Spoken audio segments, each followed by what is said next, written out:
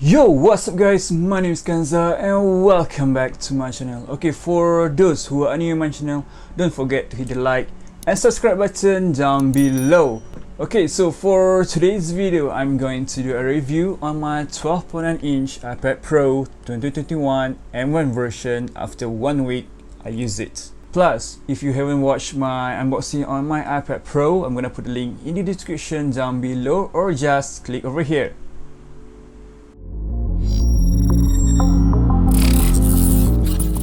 Okay, first let's talk about the size. Okay, for this iPad Pro, there are two sizes to choose for. One is 10.9 inch and the other one, which is I have in here, is 12.9 inch. For the sizes, it all depends on your preferences. Either you want it a small or bigger size. And what is it for? Is it for fun, for work, or just to show off with your friends that you have a big iPad like this? Hey, I have an iPad Pro 12.9 inch, which is freaking big. Okay, so with great power comes with great responsibility, which is the same as this iPad Pro. There are difference between the sizes and also difference between the display. Okay, for the 10.9 inch, it has the same display as the previous generation, the 2020 models with the liquid retina display. And as for this, the 12.9 inch, it comes with the liquid retina XDR display that support by the mini LEDs, which are perfect for HDR contents, either for videos or pictures. Plus, the brightness for this iPad can go up to 1600 nits when viewing the HDR content and 1000 nits with the normal max brightness. Unfortunately, for the colors, there are only two options to choose for the iPad Pro, which is first the classic silver and the other one, which is this one, is space gray.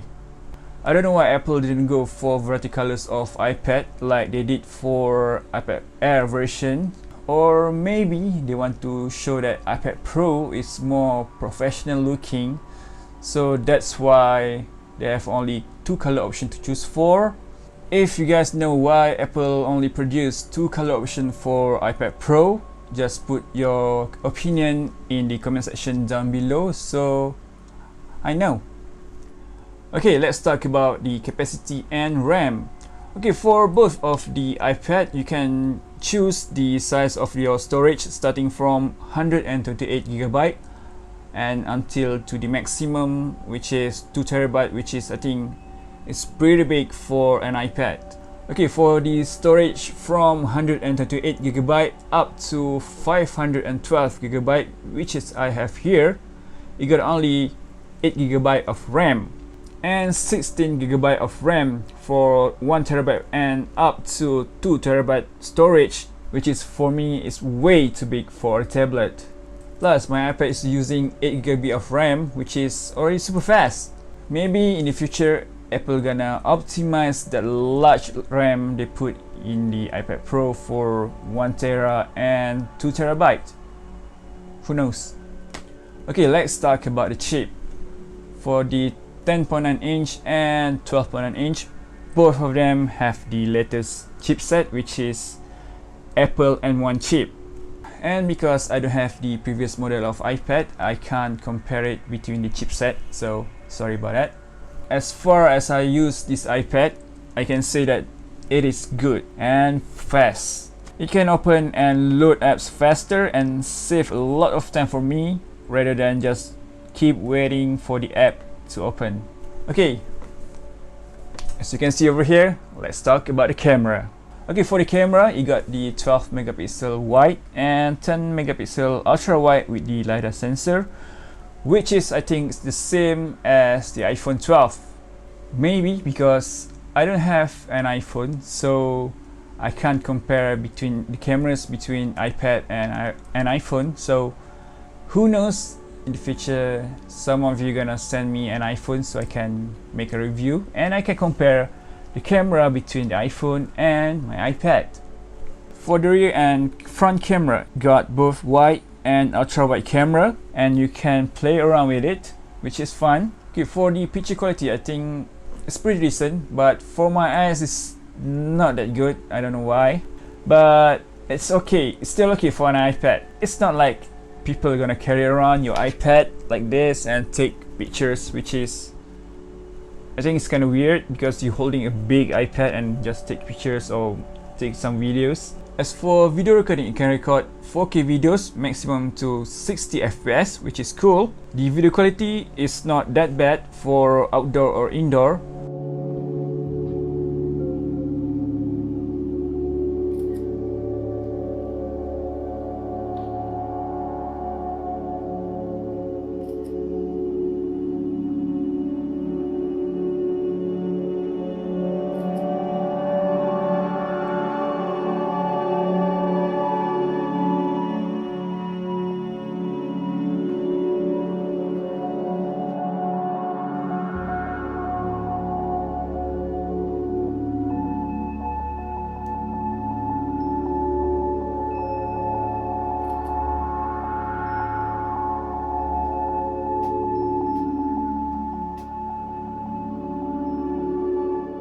So this is the sound test and video test for front camera for the iPad Pro 2021, 12.9 inch. So as you can see here, I think the lighting is okay for now. Yeah, so far for the video quality is okay. This is the default setting of the camera, and for the stabilizer, I think it's pretty okay. It's not that good, but it's okay for an iPad. It's not like everyone is holding an iPad and recording it. So yeah. Okay, so this is the video test for front camera, and for the wide lens, I think it's pretty nice actually. The stabilizer is okay, and the color quality is nice, and so far everything is okay.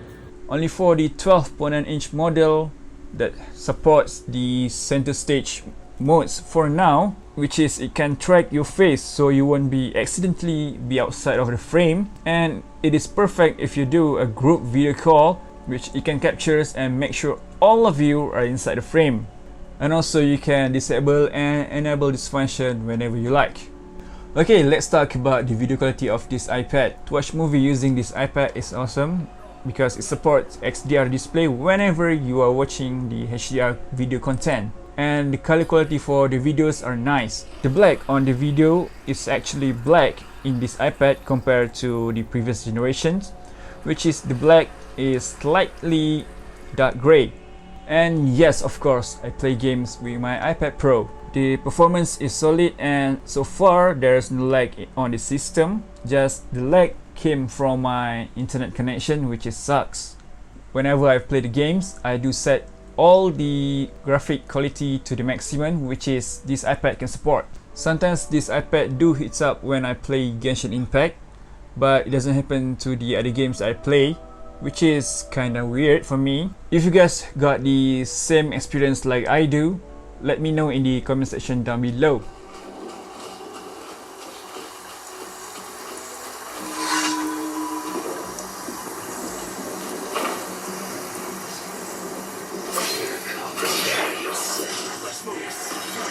Stabilize.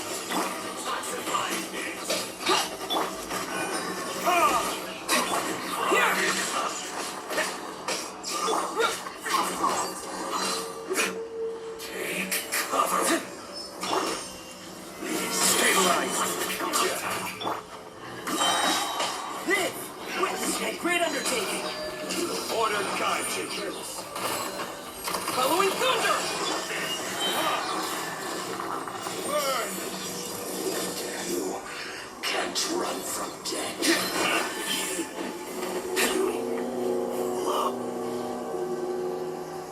This is order.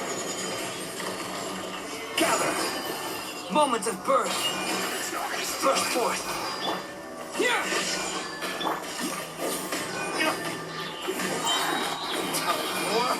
Retribution. Listen this quickly. Here. Come to me. Gather. Lightning flash. Live. Feel this ancient power. I will have order.